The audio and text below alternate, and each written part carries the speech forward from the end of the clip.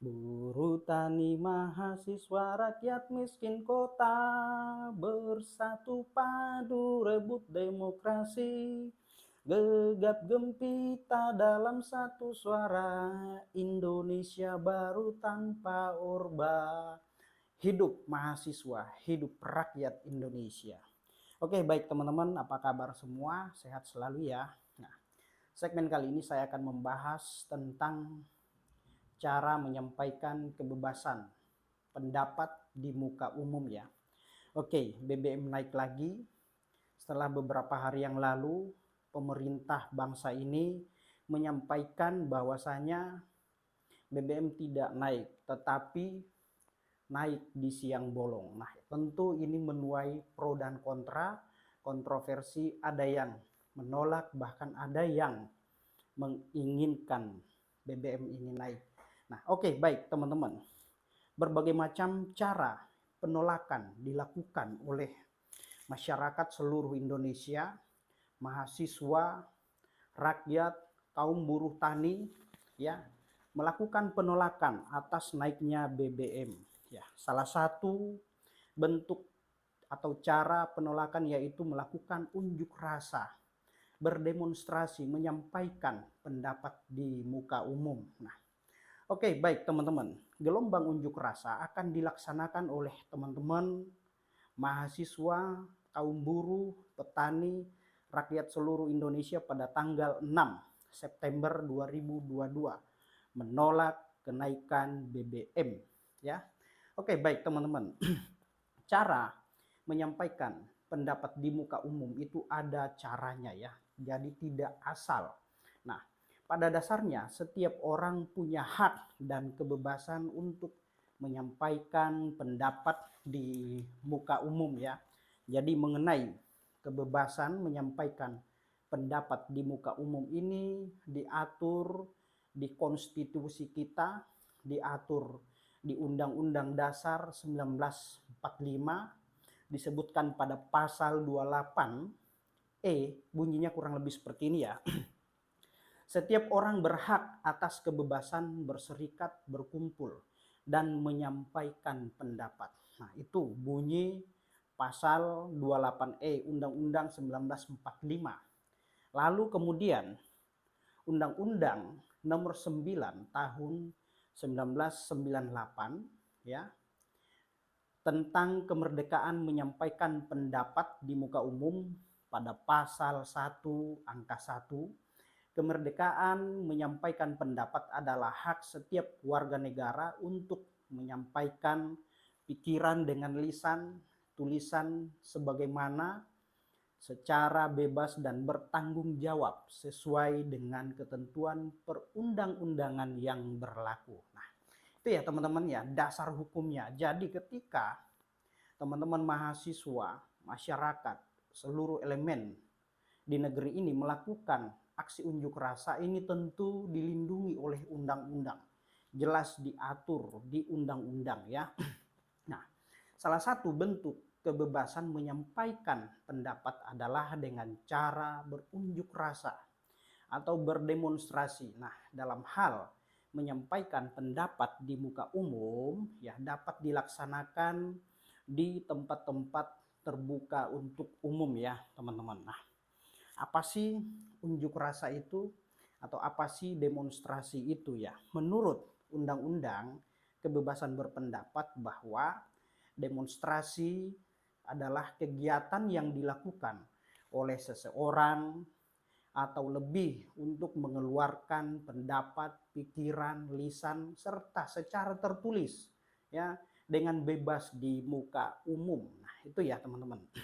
Nah, penting untuk kita ketahui bahwa tidak semua tempat ya, tempat-tempat umum dapat dilakukan untuk berunjuk rasa. Nah, jadi ada tempat-tempat yang memang tidak boleh dilakukan unjuk rasa ya, tempat yang dilarang.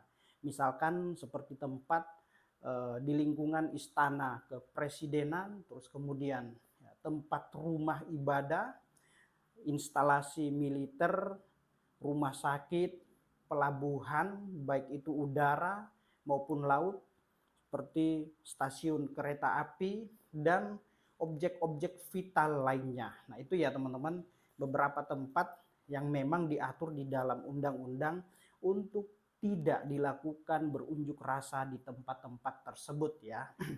Namun ada juga nih ya mengenai hari ya, tidak semua juga hari dapat dilakukan berunjuk rasa. Nah, misalkan di hari besar nasional ya, besar nasional. Nah, mungkin teman-teman ya pahamlah hari-hari besar nasional itu hari-hari apa.